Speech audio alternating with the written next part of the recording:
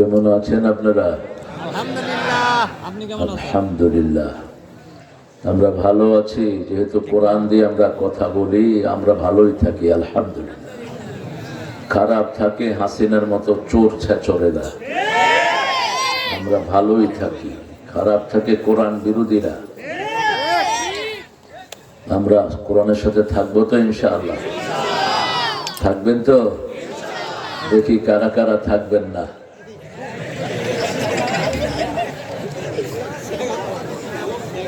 কোরআন আগে না করে পরে হাঁ করে, আগে জাহান্নামের কথা পরে জান্নাতের কথা। জান্নাতীদেরকে আগে জাহান্নাম দেখানো হবে। কোন জান্নাতি জান্নাতে যেতে পারবে না জাহান্নাম ভিজিট করা ছাড়া। ইল্লা ওয়ারিদুহা, প্রত্যেকেই জাহান্নাম পাড়ি দিয়ে তারপরে কোথায় যাবে? জান্নাতে যাবে। আপনারা জান্নাতে যেতে চান তো? আল্লাহ কবুল করুক। জান্নাতে যাওয়ার প্রথম শর্ত হলো দল করতে হবে কার? জোরে বলেন, কারা কারা আল্লাহ দল করবেন? হাত তুলে দেখায় দেন।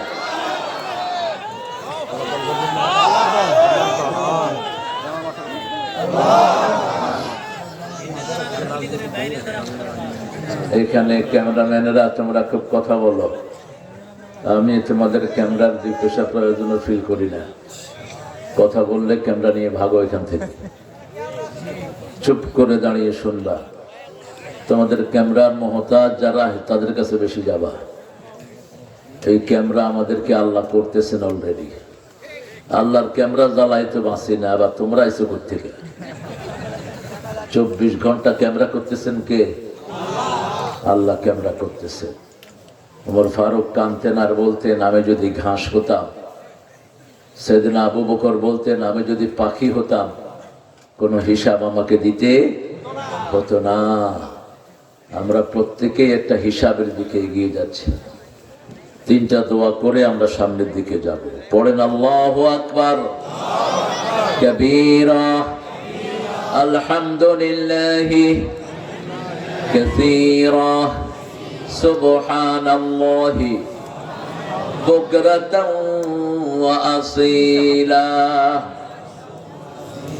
এটা পড়লে আরশ পর্যন্ত সবগুলো রহমতের দুয়ার আল্লাহ খুলে দেয়। 2 নাম্বার, একটা দোয়া রাসূল দৈনিক 8 বার পড়তেন। একবার পড়লে কিয়ামত পর্যন্ত সওয়াব লেখা হয়ে যায়। পড়েন সুবহানাল্লাহি ওয়া বিহামদিহি আদাদা খালকিহি ওয়া রিদা নাফসিহি ওয়া জিনাতা আরশিহি আবেদাদা কালিমাতিহি।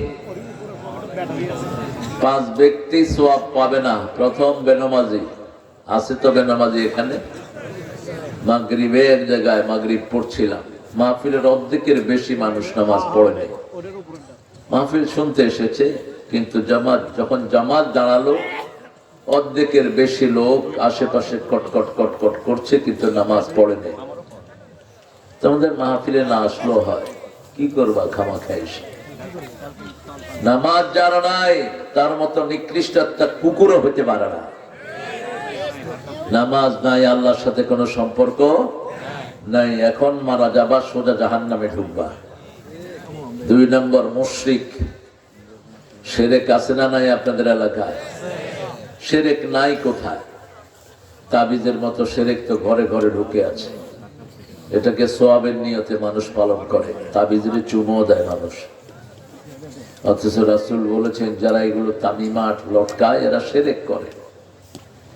পড়বেন কোরআন, পড়ে ফু দিবেন, তাবিজ কুমার এগুলো লটকাবেন না। 3 নম্বর, বেদাত করব না। বেদাত আছে না নাই এলাকায়? কি বেদাত আছে বলে? কি বেদাত বলে? মিলাদ। মিলাদ তাই তো? একজনের জন্মদিন কয়দিন পালন করেন? একজন বছরে কয়বার জন্ম নেয়? একবার। তো ডেইলি একবার করে মিলাদ করেন। রাসূল নিজেও তো করেন না এটা। রাসূলের জন্মদিনে তিনি রোজা রাখতেন। সোমবার দিন জন্ম হয়েছে, কোন বার? সোমবার। রোজা রাখবেন। আর বৃহস্পতিবার তিনি রোজা রাখতেন। এই দিন জান্নাতের দরজা খোলা থাকে, কোনো বেদাতির কোনো আমল কবুল হবে না। রাসূল বলছেন, মান আ'আনা সাহিবা বিদআতিন ফাকাদ আ'আনা আলা হাদামিল ইসলাম, যে কোনো বেদাতিকে সাহায্য করে ইসলাম ধ্বংসের জন্য সে সাহায্য করে। আল্লাহ আমাদেরকে হেফাজত করেন। 4 নাম্বার, নবীদের সাথে বেয়াদবি করে, এরকম বেয়াদব আছে না নাই? এই তো কিছুদিন আগে ভালুকার এক হিন্দু রাসূলের সাথে বেয়াদবি করলো, এলাকার লোকেরা পিটিয়ে তাকে মেরে ফেলছে। এটা উচিত হয়নি। এইভাবে আইন নিজের হাতে নেয়া ইসলাম সমর্থন করে না। রাসূল বলছেন, বিনা বিচারে কেউ যদি কাউকে মারে, অন্য ধর্মের লোককেও মারলে সে জান্নাতের গন্ধ পাবে না। আপনি নিজের হাতে বাড়ি উঠিয়ে নেন কেন? তাহলে তো দেশটা অরাজকতায় ভরে যাবে। আপনি তাকে আইনের কাছে সুপর্দ করবেন। এমনি দেখেন, রাসূলের বিরুদ্ধে যারা কথা বলে ওদেরকে আল্লাহ এমনি দুনিয়া থেকে বিদায় করে দেয়, একটাও থাকতে পারে না। ঠিক না ঠিক? যাও, এক শয়তান আছে ভারতে, কি নাম ওইটা? তাসলিমা। ওই শয়তান বাংলাদেশে ঢুকতে পারেনি, পা একটা কেটে ফেলা হয়েছে। এরকম ল্যাংলা লুলা হয়ে থাকতে হবে। 5 নম্বর, পিতা মাতার সাথে যারা বেয়াদবি করে, ঘরে ঘরে আছে না নাই? আপনাদের এখানে নাই, আপনারা অনেক ভালো মানুষ। পিতাকে তুই করে বলে, আপনাদের এখানে অবশ্য এটা বলে না। তুই করে ভালোবাসায় বলে বোধহয় অনেকে। যেমন দিনাজপুরে বাপ আর ছেলে একসাথে বসে বিড়ি খায়, বাবা তুই খেয়ে হারে দে, তুই খেয়ে হারকে দে। ওদের জাতীয় খাবার বোধহয় এটা বিড়ি। ভাতের পরে বিড়ি খায়, পানও খায়। বিড়ি খাওয়া তো সুন্নত না? কি জোরে বলে? যারা খায় ওরা তো মুখ রু, কি কু মুখ রু। আর যারা খায় না ওরা কি কর? আপনারা কি কর? আরে মেডিকেল সায়েন্স বলছে হারাম। ধূমপানে কি পান? বিষ পান। তো বিষ আপনি খান কেমনে? আমরা সেই হারামের সাথে জড়িত হব না। আমরা আরেকটা দোয়া পড়বো, যে দোয়াটা আল্লাহ নিজে পুরস্কার দিবেন। পড়েন, লাকাল হামদ ইয়া রাব কামা ইয়ানবাগি লিজালালি ওয়াজহিক ওয়া আযীমি সুলতানিক। আমাদের সৃষ্টি হয়েছে দুটি কাজের জন্য, একটা হলো আল্লাহর প্রশংসা, আর একটা হলো সালাত। আরেকটা কি? সালাত। এই জন্যই আমাদের সৃষ্টি। সুন্দর একটা আয়োজন। আপনাদের এখানে আমাকে আসতে দেয়নি বিগত সময়গুলোতে। কারা বলেন তো? কারাও দেয়নি বলেন? হ্যাঁ, এখন কোথায় ওই শয়তানেরা? ভাড়া হাত, বাহেলা গাড়ি, ফুটবল মাঠ, মাঝিহট্ট, শিবগঞ্জ। শিবের এলাকায় তো কোরআনের লোকেরা কমই হয়, যেহেতু শিবগঞ্জ নামটাই তো বিশ্রী নাম। আমার এলাকার নাম হলো রহমতগঞ্জ। লক্ষ্মীপুর নামটা আমার আব্বা চেঞ্জ করতে চেয়েছিলেন, আব্দুল সাত্তার সাহেবকে দিয়ে। এরশাদ মিয়া বন্দুকের নলে ওনাকে সরাই দিয়েছে।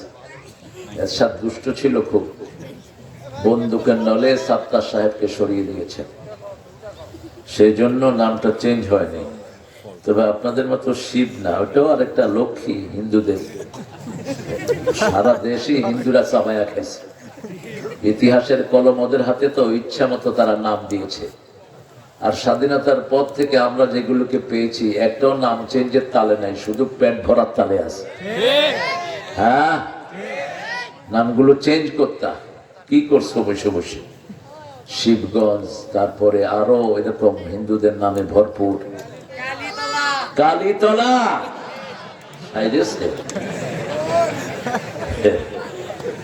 আমরা আজকে আমাদের এখানে পেয়েছি সভাপতি রফিকুল ইসলাম খান, বিভাগীয় প্রধান রাজশাহী, রংপুর। কি এটা?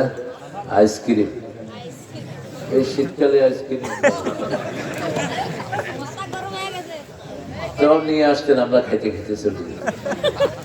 শীতকালের আইসক্রিম তো অন্যরকম মজা। আল্লাহ আমার রফিক ভাইকে কবুল করুন, জোরে বলেন আমিন। আলহাজ আব্দুল করিম মন্ডল, আলহাজ আমজাদ হোসেন, আলহাজ মোজাম্মেল হক আকন, আলহাজ আকবর আলী সরকার আছেন তো সবাই না? হ্যাঁ, মাশাআল্লাহ, দুইজন আছে, দুইজন নাই। আমার আগে কথা বলেছি, অত্যন্ত সুন্দর কথা বলছিল সূরা মুমিনুন থেকে। মানুষের 5টা সৃষ্টির তত্ত্ব।